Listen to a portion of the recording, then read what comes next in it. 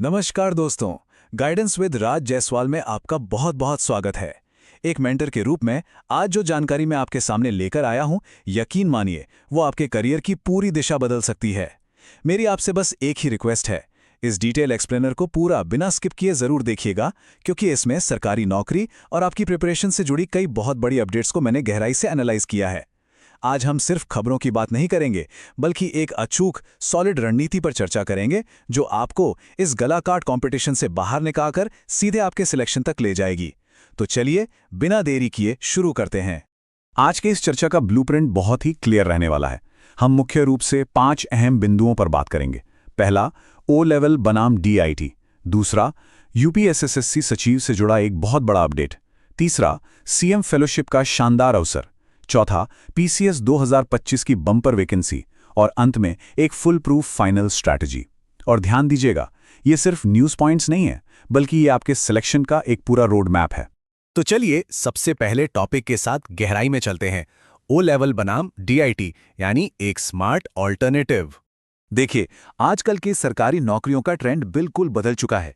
अब सिर्फ ग्रेजुएशन होना काफी नहीं है, आपके पास कोई ना कोई एक्स्ट्रा क्वालिफिकेशन, खासकर एक कंप्यूटर डिप्लोमा होना ही चाहिए। अब होता क्या है कि ज्यादातर कैंडिडेट्स बिना सोचे समझे नाइलेट के ओ लेवल में एडमिशन तो ले लेते हैं, लेकिन इसका सिलेबस इतना टफ है कि इसमें फेल होने का रेट बहुत ज्यादा है। बच्चे सालों साल इसमें फंसे रहते हैं। तो इसका स्मार्ट हैक क्या है? उत्तर प्रदेश सरकार की ही एक संस्था है यूपी डेस्को, जो 1 साल का DIT यानी डिप्लोमा इन इंफॉर्मेशन टेक्नोलॉजी करवाती है। सबसे बड़ी बात, 2022 के शासनादेश के बाद से ये DIT कोर्स ओ लेवल के पूरी तरह से समकक्ष यानी इक्विवेलेंट मान लिया गया है। मतलब आपको ओ लेवल की उस भारी मशक्कत से गुजरने की कोई जरूरत ही नहीं है। अब आप सोच रहे होंगे कि भाई ये DIT काम कहाँ कहाँ आएगा? तो इसका जवाब बहुत सीधा है। उत्तर प्रदेश लोक सेवा आयोग की ROARO यानी असिस्टेंट रिव्यू ऑफिसर की भर्ती हो, यूपी पुलिस में कंप्यूटर ऑपरेटर की भर्ती हो, पुलिस ASI क्लर्क हो, या फिर असिस्टेंट स्टैटिस्टिकल ऑफिसर यानी ASO का पद हो, इन सभी में DIT पूरी तरह वैलिड है। और इतना ही नहीं, जो कोऑपरेटिव विभाग में 2085 पदों पर मैनेजर वगैरह की भारी भरकम भर्ती चल रही है, उसमें भी आप इस सर्टिफिकेट का इस्तेमाल बेझिझक कर सकते हैं। अब यहाँ कई एस्पिरेंट्स के मन में एक डर रहता है कि सर कहीं बाद में सर्टिफिकेट फर्जी तो नहीं निकल जाएगा।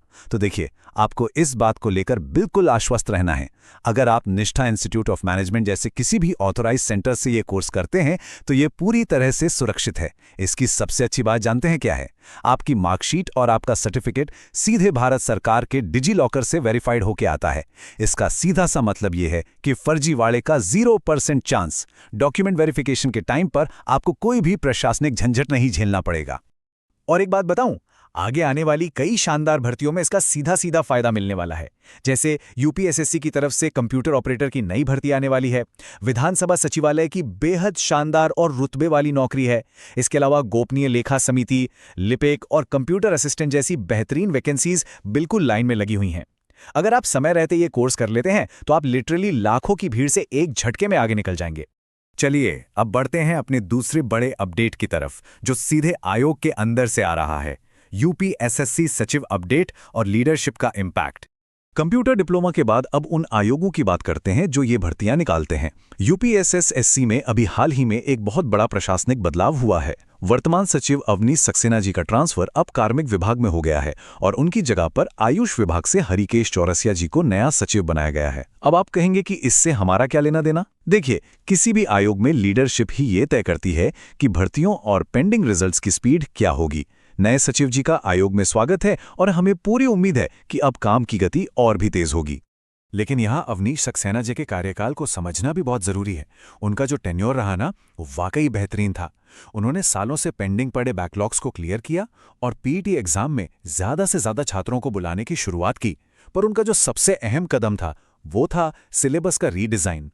उन्होंने मुख्य परीक्षाओं से गणित का वेटेज कम करके UP स्पेशल और कंप्यूटर के सवालों को अनिवार्य कर दिया। इससे हुआ ये कि ग्रामीण परिवेश के यूपी के जो छात्र थे, जो पहले SSC की तैयारी करने वाले धुरंधरों से थोड़े पीछे रह जाते थे, उन्हें एक बहुत बड़ा और बिल्कुल समान अवसर मिल गया। अब आते हैं आज की चर्चा के तीसरे पॉइंट पर, और ये उन लोगों के लिए है जो एक हाई यील्ड जॉब की तलाश में है, CM फेलोशिप अपॉर्चुनिटी। अब जरा एक ऐसी तत्काल अपॉर्चुनिटी की बात करते हैं जिस पर आज ही कैबिनेट की मुहर लग सकती है। ये CM फेलोशिप योजना फाइनेंशियली बहुत मजबूत है। जरा इस नंबर पर गौर कीजिए, 60,000 रुपए। इसमें चयनित युवाओं को हर महीने सीधे 60,000 रुपए का मानदेय मिलेगा। जी हाँ, इसमें 50,000 रुपए आपकी सैलरी होगी और 10,000 रुपए का आपको आवास भत्ता मिलेगा। और सबसे कमाल की बात यह है कि ये नियुक्ति प्रदेश के हर एक जिले में होनी है। मतलब आपको अपने ही जिले या अपने ही मंडल में रहकर इतने शानदार पैकेज पर काम करने का मौका मिल सकता है। अब मन में सवाल आता है कि भाई इतने पैसे मिलेंगे तो काम क्या करना होगा। इसमें मुख्य रूप से आपको जिला प्रशासन के साथ कंधे से कंधा मिलाकर काम करना है। आपके 3 प्रमुख कार्य होंगे। पहला, जिले स्तर पर जो विकास कार्य हो रहे हैं उन्हें लागू करवाना। दूसरा, सरकारी योजनाओं से जुड़े डेटा का विश्लेषण करना यानी डेटा एनालिसिस। और तीसरा, सरकार की नीतियों की ग्राउंड लेवल पर मॉनिटरिंग करना। सही मायने में कहूं तो यह आपको एक बहुत ही बेहतरीन प्रशासनिक अनुभव देगा। अगर इसके संभावित सिलेक्शन प्रोसेस की बात करें तो इसमें आपके एकेडमिक मार्क्स का इवैल्यूएशन होगा और उसके बाद एक इंटरव्यू राउंड भी होगा। इस इंटरव्यू में मुख्य रूप से आपका सामान्य ज्ञान, अर्थशास्त्र, सांख्यिकी और तकनीकी कौशल परखा जाएगा। इसके साथ ही आपकी डिसीजन मेकिंग और प्रॉब्लम सॉल्विंग स्किल्स भी देखी जाएंगी। एक बार जब आप सिलेक्ट हो जाते हैं तो आपको बाकायदा ट्रेनिंग भी दी जाएगी।